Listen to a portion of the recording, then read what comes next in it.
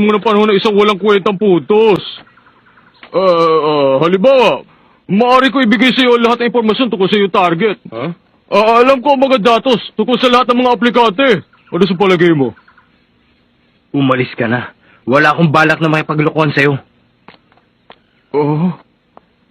Sandali! Huwag mo ako iwan dito! Hahayaan mo na lang ba ako mapahamak?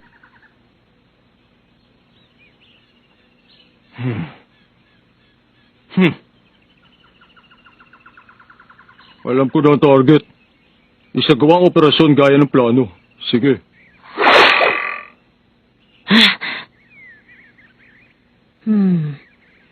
Nasisiguro kung hindi magiging ganito kadali ang lahat. Hindi kagaya ng mga kahon na ito iilag si Hisoka. Kahit magtagumpay ako kapag ginulat ko siya, siguradong gagawin niya ang lahat para mabawi yon. Pero wala naman akong gamot na pampatulog para magamit sa kanya. Bahala na. Basta kailangan kong makuha yon sa isang atake. Wala akong ibang gagamitin kundi itong pamingwit ng aking ama. Para magawa yon, kailangan kong sanayin ang sarili ko sa isang gumagalaw na bagay.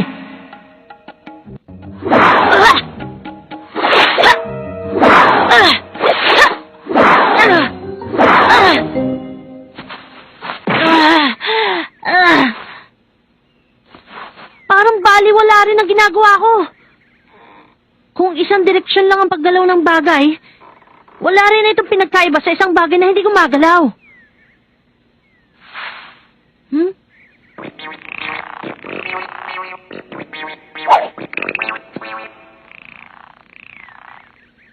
Alam ko na.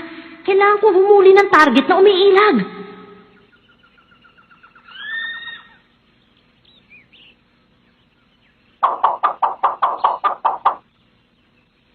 Kung hindi ako makakahuli ng ibon na lumilipad gamit to, imposibleng makuha ko yung kay Hisoka.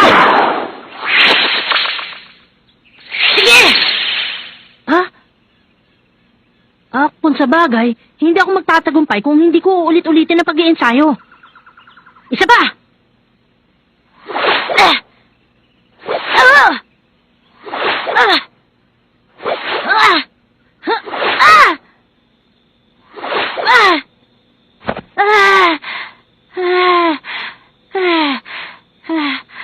Inabot na pala ako ng gabi.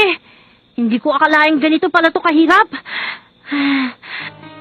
Kailangan ko gumawa ng paraan. Nakapasa ka sa akin. Sana'y maging mabuti kang hunter. Mabait kang bata. Ano kaya mangyayari kapag nagkaharap kami? Makakaya ko kaya si Hisoka?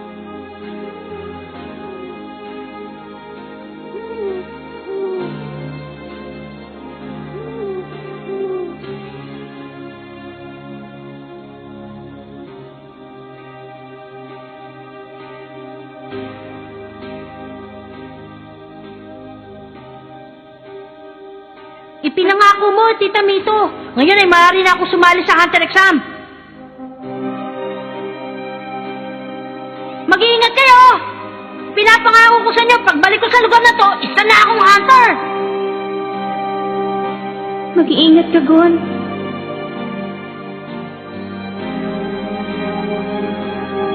Gon! Ha?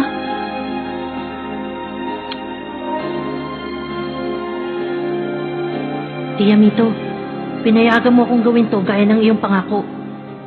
Kaya ngayon ako naman ang tutupad sa aking pangako. Siguro'y maliit lang ang aking pag-asa. Pero kahit paano ay meron. Kaya susubukan kong gawin. Ngayon, humanda ka! Hintay mo ako, Hisoka! Kukunin ko sa'yo yan! Huwag mag-alala. Marami pa rin akong oras.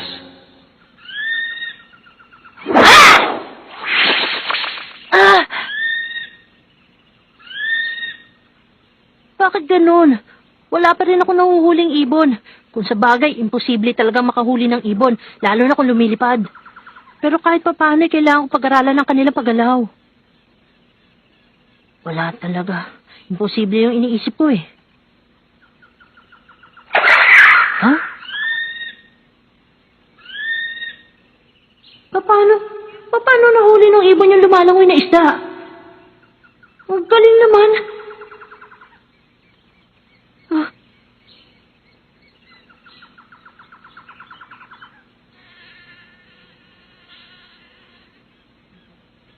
Huh?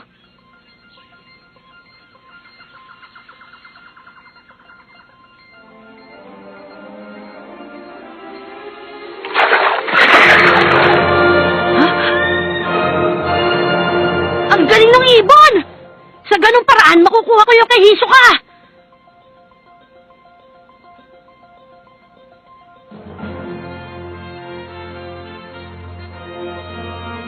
Habang umaatake ang target sa kanyang bibiktimahin, sasabayan ko naman siya!